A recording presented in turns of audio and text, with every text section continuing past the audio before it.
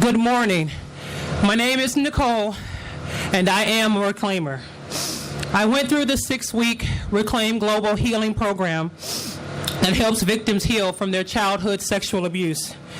Believe me when I say that victims of sexual abuse know what it's like to carry that secret around inside of us. And though others may think that we're normal, trust me, the pain is buried deep inside. After I went through the Reclaim Global program of healing, I was incredibly changed. My self-esteem elevated, my authentic me emerged, and truly, there is nothing like it, the freedom that I experienced. I want to thank you all for coming out in the rain and in the cold. This is a great day. Again, I say this is a great day.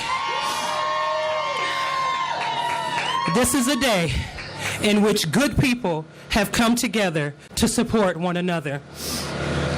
I believe that I know Dr. K well enough to say, a lot of you will be shocked by what she has to say. She will talk about the abuse that has gone on in your community. So brace yourself. Again, I say, brace yourself. Dr. K can be very direct at times, but this is why many people love her so much. She is a testament of goodness in our world.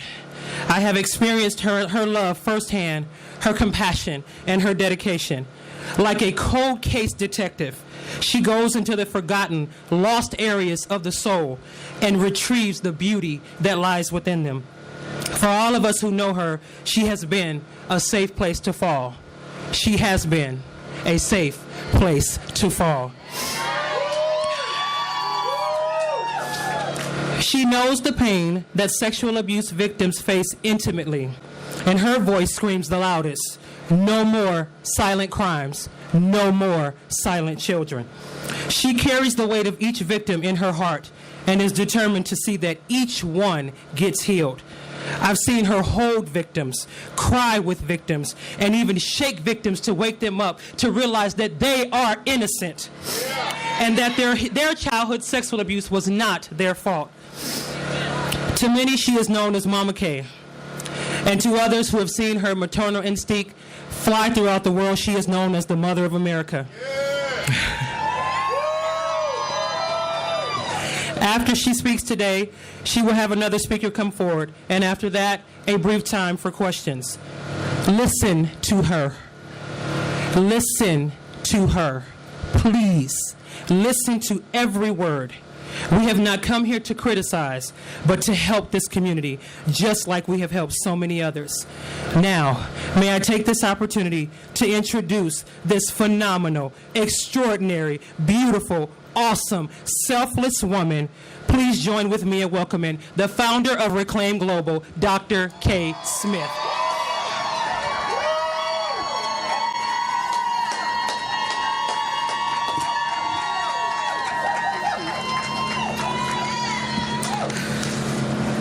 Wow, you all look good wet.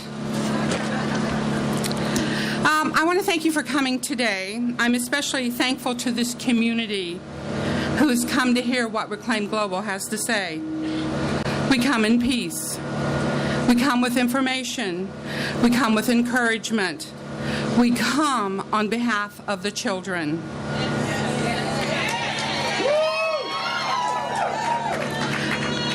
I want to thank the reclaimers who stand with me in this community and declare no more silent crimes or silent children.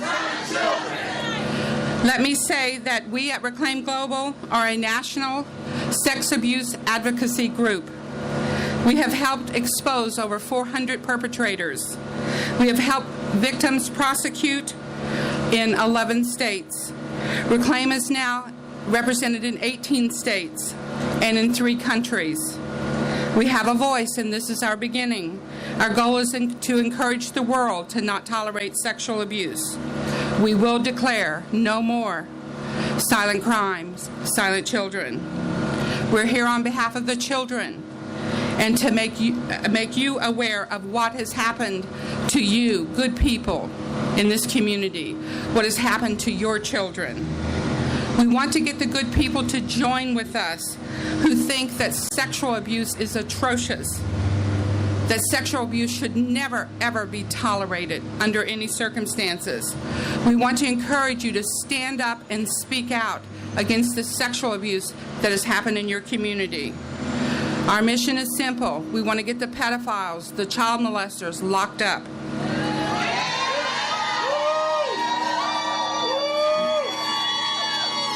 We teach families not to keep their dirty little secrets. That's right. We help people take the shame off of themselves and put it on the pedophile, the perverted people. Yes.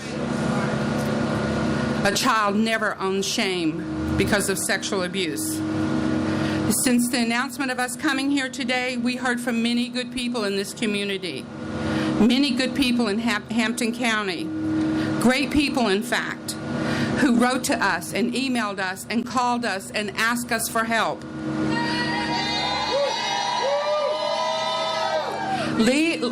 Leaders in this community, I want to tell you this, your people are crying out for help. Unfortunately, this county is not unique. Sexual abuse can happen anywhere, in my city, in your city, in my state, in your state, and it can happen all over the world. Reclaim wants to be a voice to help stop sexual abuse in every city, in your city, in my city, in your state, and in my state. In its simplest forms, what does no more silent crimes, silent children mean? It means this: perverts, keep your hands, keep your nasty hands off of our children. We have had enough. We have had enough. Take your hands off of our children. Now, please allow me to put some parenthetical brackets about what I'm about to say today. Although I'm not a lawyer, I do know some of the law. I know what alleged means. And I know that a person is innocent until proven guilty. And I know that even rides over the people who are guilty, even though we know they are guilty. But I have constitutional rights too. I have constitutional rights that says I can hold a public assembly in a peaceful fashion and speak my mind towards these issues. And I intend to do that today. I know the truth when I hear it, especially when it comes to the details involving so many victims of sexual abuse. I've worked with over 1,000 cases. I believe what I've heard about these students in this city is true. There have been many victims of sexual abuse that happened at Estelle Middle School. We are here because of what happened to these children. What happened to these children by a school resource officer, by a deputy sheriff, and by a pastor. We are here to speak what we think, and we think he is guilty. I understand he was dismissed from the sheriff's office. Well, if that's true, I would like to see you remove his name from your roster of employees. We are here because of the children that Larry Haywood sexually violated. We are here because of the children that this man used his brute force on, the ones he tortured, the innocent ones he bullied, the ones he threatened and violently raped over and over and over again for 2 years at Estelle Middle School. That is not right.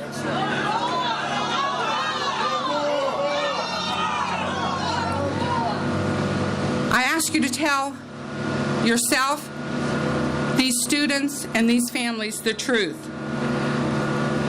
Unfortunately, in this incident, some adults will have to take their responsibility for what happened. It's okay to apologize to these children, that you're sorry that the safety nets at this school failed them, and failed them tremendously. When a parent entrusts a child at a school, they should be protected from pedophiles. And they sure in the heck should be protected. For 2 years?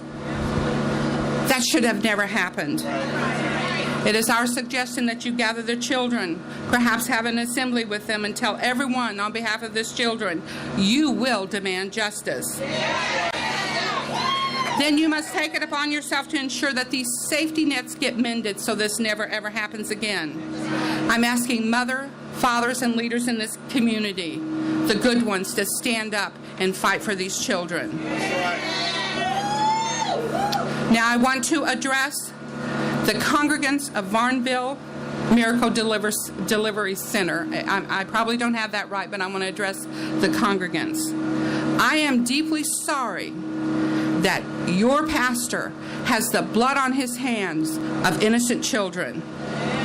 But even with that, I give you encouragement to do what's right.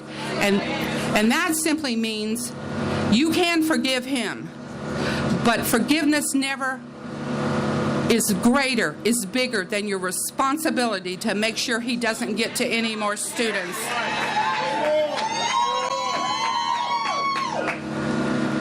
So what am I saying? It is the responsibility of everyone in this community to find out from their children if Larry Hayward touched them. I believe the victims that he found at this middle school go far beyond what we're hearing. You do not get this sophisticated of a socially competent child molester and it just started 2 years ago. This man has high manipulation skills. He can win the charms of others in his destination to find children he can abuse. Help me help you do something about the information I'm about to give you today. Sexual abuse in your community, in my community, on the red, white, and blue soil of America is rampant. It's pandemic. It's epidemic. We, the parents, we, the community, have to stand up against this. We have to do it, and here's why. Look at the cases on any sheriff's desk. Look at the cases in any DA's office. Look at the cases at the Department of Family and Children's Services. They are piled high with sexual abuse cases, and they can't get to them all, so we, the community, have to stand up and protect these children. I will offer this. When you form committees in your community to put things in action to protect these children from this sexual abuser and to help your community never go through this again, after you get that plan together, call me or email me and I'll do what I can to help you execute that plan. Do you realize that a child molester gets to an average of 200 children in his lifetime? That is a modest figure. Most people say they get as high as 400 people in their lifetime. I had a reclaimer one time at one of our meetings yell out. She cried out. She screamed out. Just why in the hell didn't those 199 victims before me speak up so I wouldn't have been raped by this man? A speech I gave recently included the comments about a 60-year-old man who was married to this woman, and they discovered in that family he had molested 30 children. The aunt stood up and said, I knew we should have stopped him at the first two. But they believed him when they caught him with the first two, and he went on to molest 28 more children. They believed when he said he would stop. Child molesters do not stop. They are constantly looking. They're constantly looking for a child to abuse. I tell parents, mothers especially, if you are living with a man who has sexually abused your children, here's what you do. You take him away from him, and it's better that you live out under a bridge and eat out of a garbage can than to inflict their souls with the pain of sexual abuse. Look around here at these people wearing red today. They are all reclaimers. Every one of these and 3 times this many I've helped with their sexual abuse. None of these men had any help for their sexual abuse. No one spoke up for them. And that's why we stand here today to speak up for children.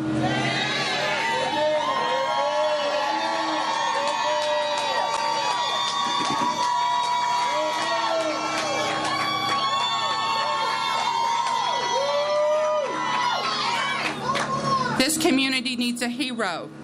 It needs a bunch of heroes. As a counselor, I want to assure you that I do not expose counselor private information. But as a mandated reporter of sexual abuse, I have come forward and told people about this abuse that I've heard about. And I'm going to step over the line for one reason today. I do not believe this community is safe with Larry Hayward running around in it. So I must tell you to be on alert, to be aware of what this man is capable of doing. That's right. We need to pray for the victims, pray that they will heal. Reclaim Global's mission is to make you aware of what has happened here. I stand before you in all humility. I have no personal vendettas here. I am not throwing stones towards good people, and I certainly don't mean to imply that your city is worse than mine. What I will imply, however, is someone should have been watching these students at Estelle Middle School. How is it possible that sexual abuse can go on for 2 years? How is it possible that a pervert can lock these children behind a door and rape them and sodomize them and do all kinds of insane, perverted things to them? I'm going to ask you, will you as this community stand up and demand that justice be done? Here are my questions for you to consider to others in this community. I will first begin about Estelle School, the administration, the faculty, and Board of Education. These are hard questions, but questions that I believe this community has a right to have answered. Why wasn't somebody at Estelle Middle School and the high school watching out over these children? That's right. You must take the position that you did, that these parents did, entrust their children into this school's care. That's right.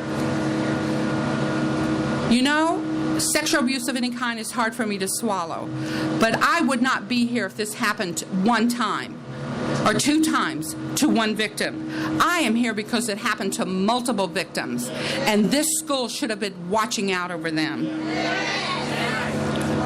Unfortunately, I have to bring something else to your awareness. I have great experience in the 1,000 of cases that I've worked with to know how the mind of a predator works. I have to tell you this. You need to hunt deep and wide in this school as to who gave this man so much autonomy and so much influence over these students without any accountability. Is there someone else in this school that was assisting him? I believe when we get finished with this case, and I don't say this lightly, I believe when we get finished with this school and this community, the victims of Larry Hayward will rival Jerry Sandusky at Penn State. Why didn't someone question why this man locked these students in the resource office with him several times a week for over 2 years? In there, brace yourself, he had sexual orgies. He had students to bring him pornography, and he forced them to watch it with him as he nastily spoke about his vile language. These weren't brief meetings. These lasted a long time. Why didn't someone from the school knock on the door and take a peek into this office when students were locked up in there? They would have discovered a den of perversion. We certainly ask our teachers to turn in grade for students. Where's the grade for the work that Larry Hayward did at this school? And here's some tougher questions for you to ponder. I want you to find an answer to these. This one. This past Monday, on President's Day, we sent 4 reclaimers up to the city to hand out flyers about this press conference. They stopped by Estelle Middle School and handed in 4 invitations for people to come to this press conference. I gave them until Thursday. There were workers on Washington's, I think it was Washington's Day. There were 4 envelopes hand-addressed, personally addressed to 4 leaders in that school.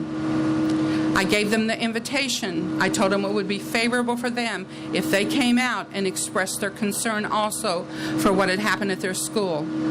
Apparently, they have declined. But even on Friday, we called. We called back to just make sure that they didn't have something they wanted to say.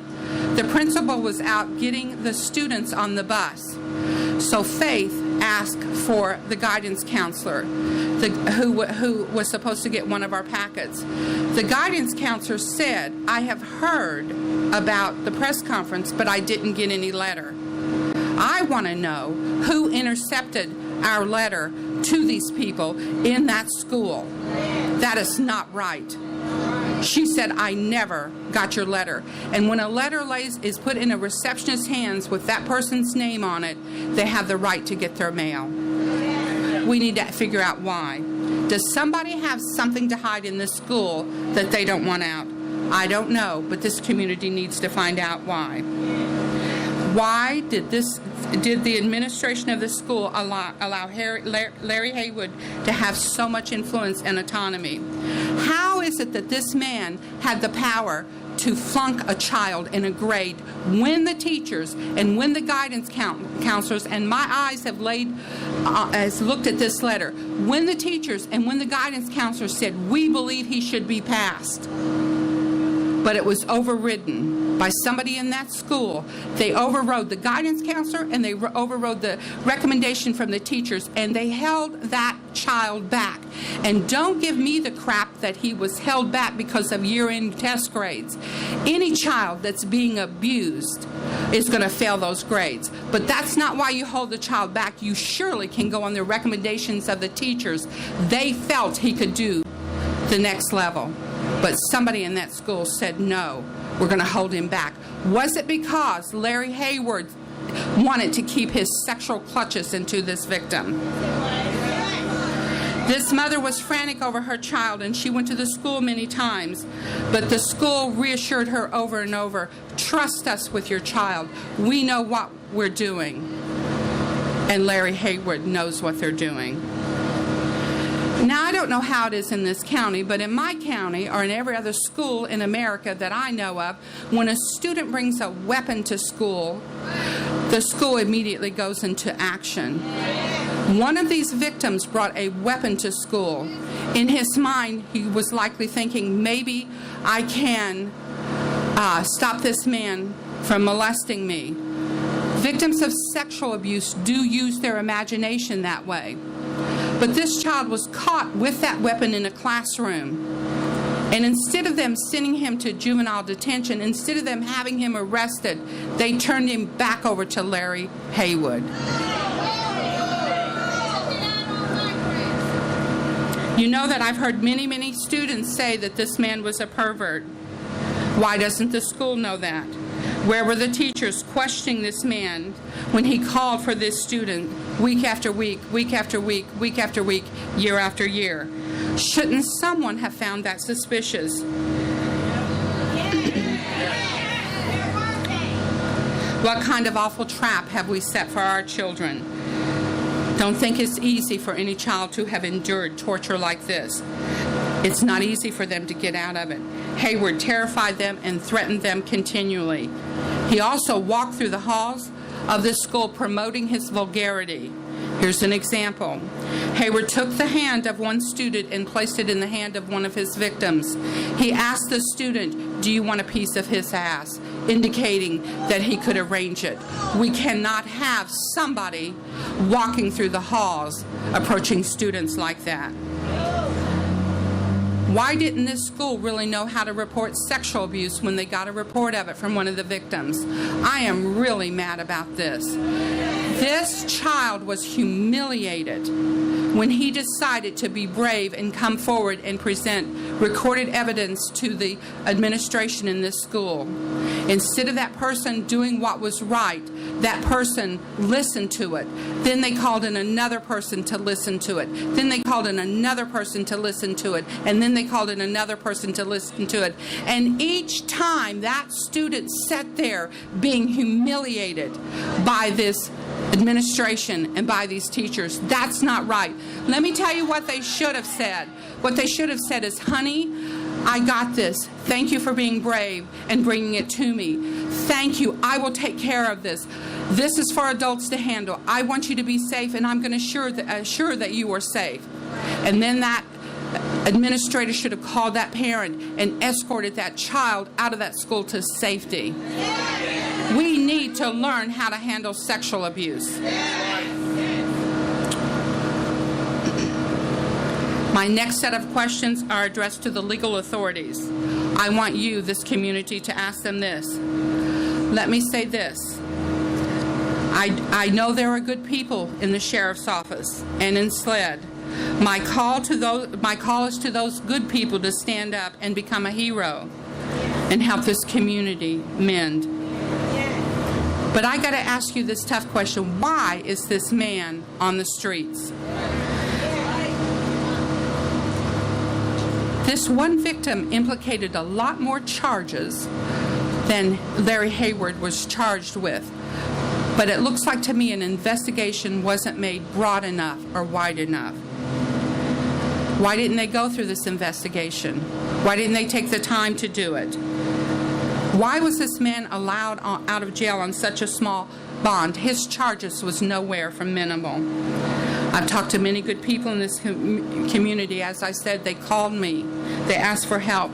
They asked us to visit. Why do people tell me this may be a good old boy network? Why was Larry Hayward allowed to work on so many sexual abuse cases? This is one of the things that was brought to my attention. This man is involved in everybody else's sexual abuse cases. I have good reason to believe this is how he found some of his victims. Let me tell you, this man did not need to be going through sexual abuse cases. He was looking for predators. Why do some people complain to me that their cases are not being handled right? What is hidden here? Was it Hayward manipulating these sexual abuse cases and nobody was checking on him? I talked to one officer. I told him where I thought forensic evidence would be, and his answer to me was, oh, Larry Hayward probably already got rid of all of that. I was incredulous by that statement, thinking, why do you think he's gotten rid of it? Why don't you go investigate on your own and find out? Regardless, I told them of 2, possibly 3 places where DNA evidence could be. Why do these legal officials feel that I might affect their case? I'm here to give them information. I'm here to let them handle their own cases. But I have reason to believe that Hayward manipulated so many students and that he should have been arrested and locked out of this community, that I have no choice but for the protection of these other victims to stand up and speak out against him. Look, it's not just me saying this, it's many others in your community. I told my colleagues this. This town, if they see this man jaywalking, if they see this man spit on the sidewalk, whatever it takes to get this man locked up, you need to do it. This city is not saved. He is a threat to the victims and his family. I know he made personal calls to these families, even on the day one of them reported him. And he's been by the family's place of employment. That takes great nerve. I have done a psychological profile on this narcissistic sociopath. He is a dangerous man. Even though he comes with a wide smile and a sweet talk, he is a dangerous man, and he is a dangerous man in this community. We need to see a hero, a deputy who has enough spunk in him, who says, I won't sleep until we find justice here. I can tell you this, and your community needs to know this. There are other investigators coming into this community to do a job. I have to ask, why do private investigators have to come in to do the job that these legal authorities should have done?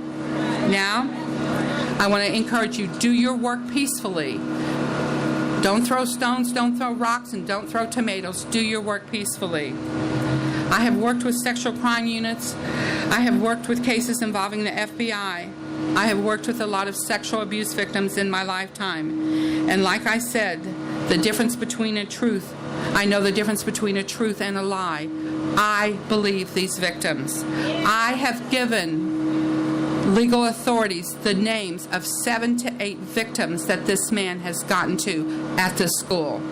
That's incredible. Now I want to talk to you about Larry Hayward.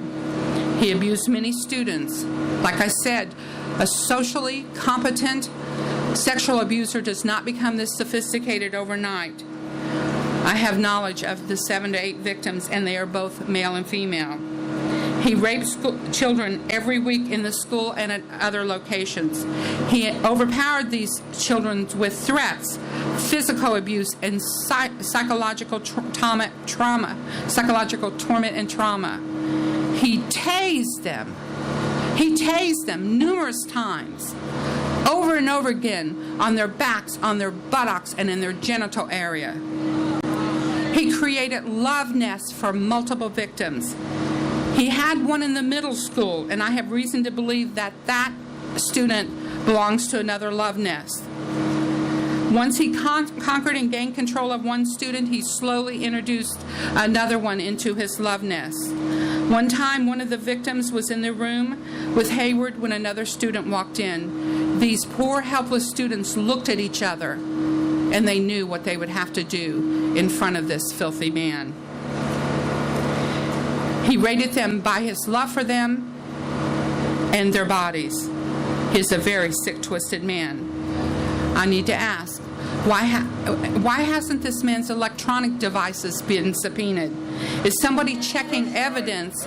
Is somebody checking the evidence for videotaping? The way these students described to me that he would line them up like a train and sodomize them gives me, from my experience, it's highly likely somebody needs to look for videotaping. Somebody needs to dig into this and see how far and how wide this man has taken pictures of these students. Not one victim told me, I'm going to set the record straight here, that they had knowledge of being videotaped.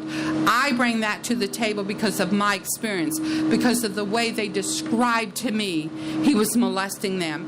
And when a molester lines them up like that, you better believe, more often than not, there's a camera taking pictures somewhere. At times he got so out of control before a student can get to his office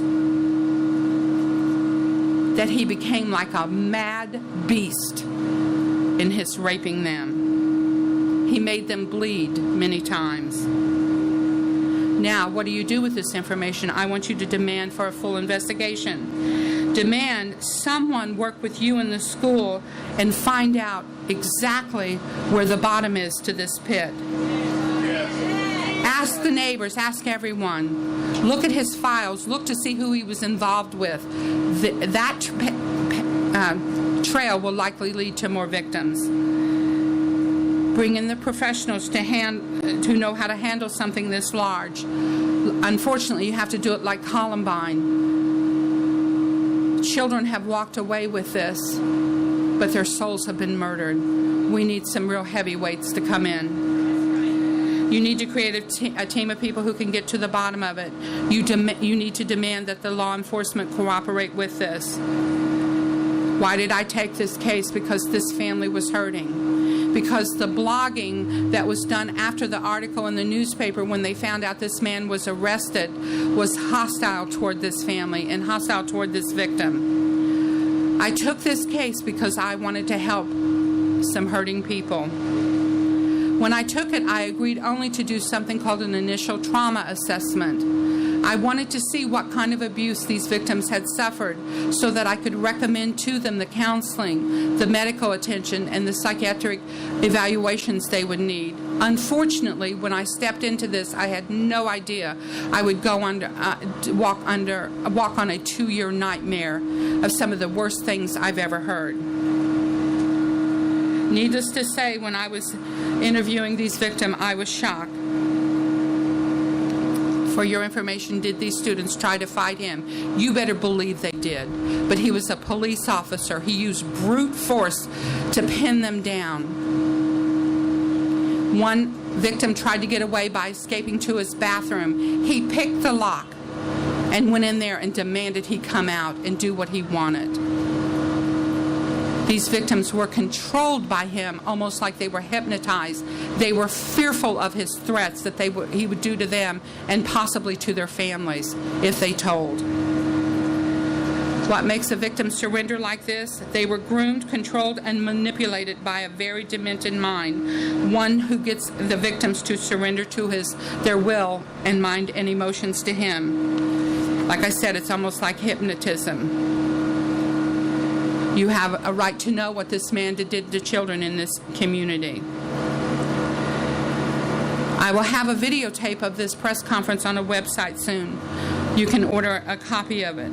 I don't want you to be brainwashed by anyone. Hayward is one of the worst child molesters I've heard of, outside of the psychopaths who rape and murder children. The behavior and personality characteristics of molesters like Hayward match those of Jerry Sandusky, in my professional opinion. They walk in their own self-induced delusional thinking. Many sociopaths actually feed off of the confidence and flattery that they get from others who seem to respect them as public authorities. My biggest concern when you confront molesters like this and they find that they're going to be caught, they might take retaliation against the other victims. We need to keep this city safe from this man. I was torn between saying something and saying nothing. I will conclude with this. Hayward is a sick, mentally disturbed, deeply dark, perverted, and violent man, one who has sexually enjoyed many students at Estelle. He needs to be locked up. Here's what you need to do. Here are some points. You need to ask tough questions to the school and to the police department. You need to hold a town meeting in a city hall. You demand that Hayward gets locked up. You need to get professional help to help these students, his victims. Interview the students at the school who have their own story to tell you about Hayward. Give people permission to speak up. Create committees made of interested party. Work with the sheriff. Work with the school administration. But demand that Hayward be investigated everywhere. And above all, pray for peace. Walk in it as you pursue your mission. Now, I want to say this. I have somebody that has joined me today.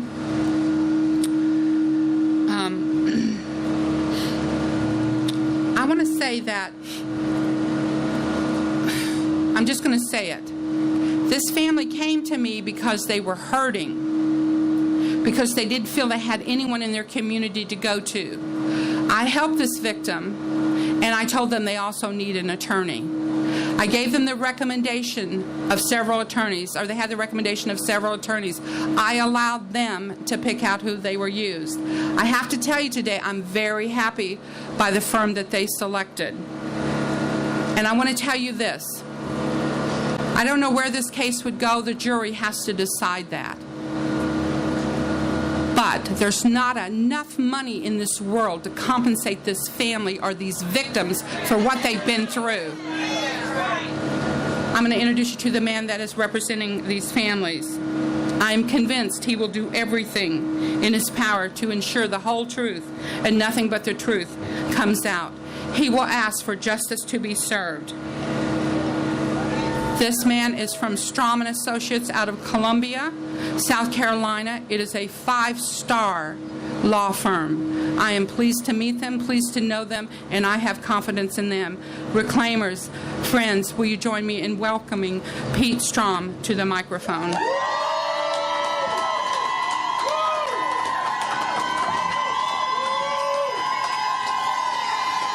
Wow, Dr. K, that was powerful.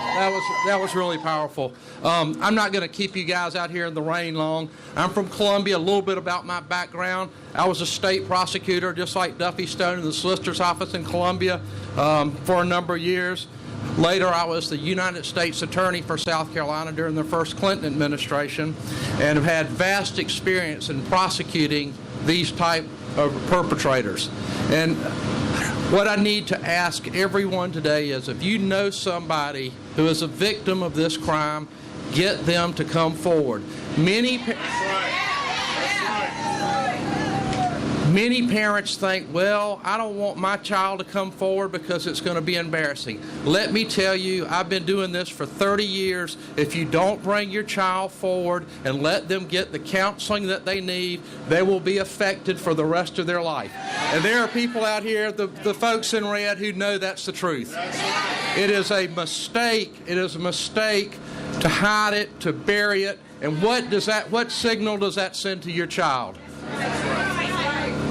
So we're going to see that this justice system plays out the way it should. We want this gentleman to have a fair trial, and when he's convicted, we want to see him to get a maximum sentence.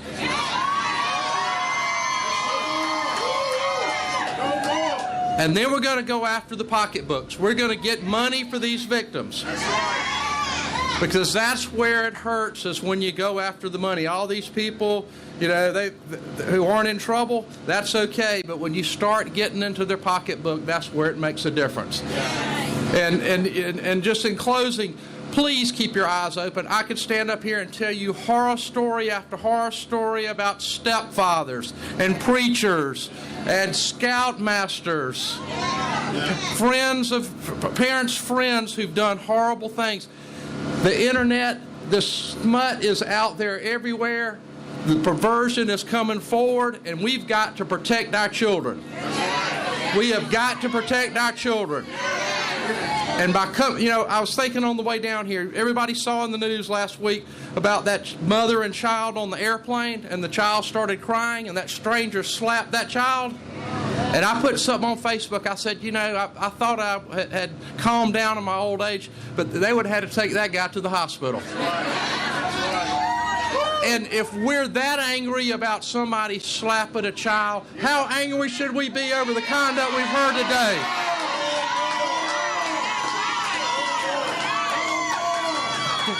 Thank you again, Dr. K, for coming up here and bringing attention to this. Thank all the people in red for coming out. And let's keep going. This is only the first chapter in a very long story. Thank you.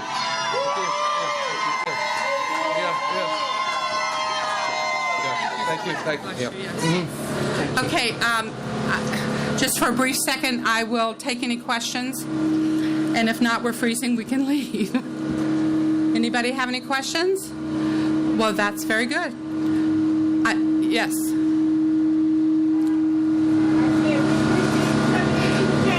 Thank you so much. It's our pleasure to be here. Thank you so much. Good day. Bye-bye.